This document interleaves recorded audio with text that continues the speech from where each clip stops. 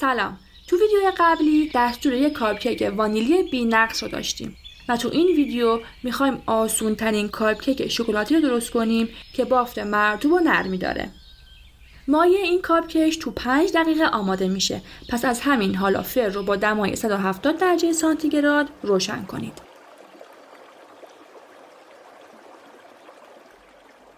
اول از همه مواد خشک رو با هم مخلوط میکنیم. 1/2 پیمانه آرد همه کاره، 1 پیمانه شکر، 1/3 پیمانه پودر شکلات، 1 قاشق چایخوری جوش شیرین و نصف قاشق چایخوری نمک رو با هم مخلوط میکنیم و هم میزنیم.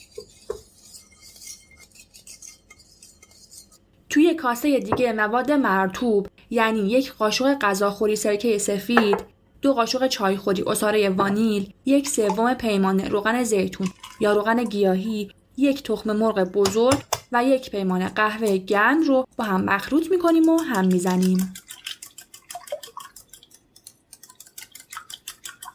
بعد مواد مرطوب رو روی مواد خشک میریزیم و تا جای هم میزنیم که مواد خشک دیده نشن. مایه این کاپکیک یکم شل و ممکنه خیلی کم گلوله بشه که مهم نیست. مراقب باشید زیادی از حد هم نزنید. فقط کافیه مواد خوب با هم مخلوط بشن. اگه زیادی از حد کیک رو هم زده باشین پف نمیکنه و بافتش سنگین و سخت میشه. اگه قالب کاپکیک ندارین نگران نباشین. میتونین از این کپسولا بخرین که نیازی به قالب ندارن و همینطوری میرن توی فر.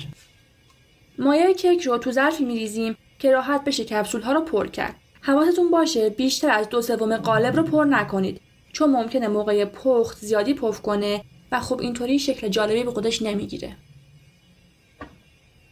اونها رو با دمای 170 درجه سانتیگراد برای 18 تا 22 دقیقه میذاریم داخل فر.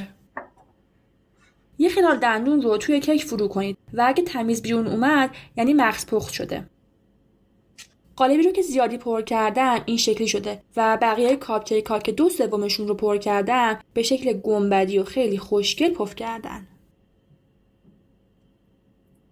برای درست کردن باتر کریم شکلاتی 1 پیمانه یا 16 قاشق غذاخوری کره نرم شده نیاز داریم که 3 دقیقه با دور تند همزن مخلوطش می‌کنیم و حتما مراقب باشید کره ذوب نشده باشه و فقط تو محیط آشپزخونه نرم شده باشه.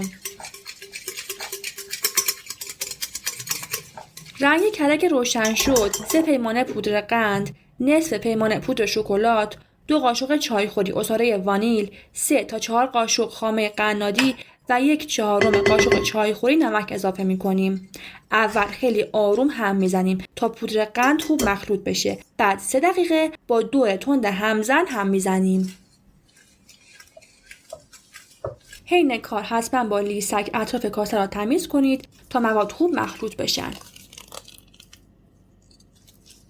تنها کاری که مونده اینه که باتر کریم رو داخل قیف بریزیم. من از ماسوره 1M استفاده کردم. شما از هر ماسوره که دوست دارید میتونید استفاده کنید. آخرین مرحله تزیین کردن کاپکیک. پیشنهاد میکنم این مرحله رو با صبر و حوصله انجام بدین و کاملا ازش لذت ببرین. و اگر از عاشقای شکلات هستید حتما این کیک های کوچولو رو درست کنید. چون آماده کردنشون خیلی آسونه. مواد خشک رو با هم ترکیب میکنیم، مواد مرطوب رو با هم ترکیب میکنیم، همه چیز رو با هم مخلوط میکنیم و میفرستیمشون توی فر.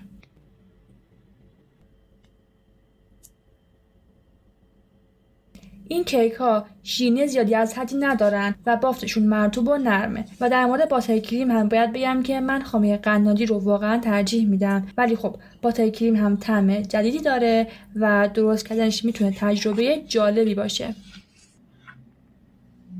امیدوارم تونسته باشم بهتون کمک کنم. ممنون میشم که این ویدیو رو لایک کنید. اینطوری شما هم به من کمک کردین. و اگه ترفندی بلدین که باهاش میشه کاپکیک رو خوشمزه‌تر کرد حتما برام بنویسید. برای اینکه ویدیوهای بعدی رو هم از دست ندین همین الان میتونید سابسکرایب کنید. کاملا رایگانه. و اینجا هم 2 تا پیشنهاد برای شما دارم.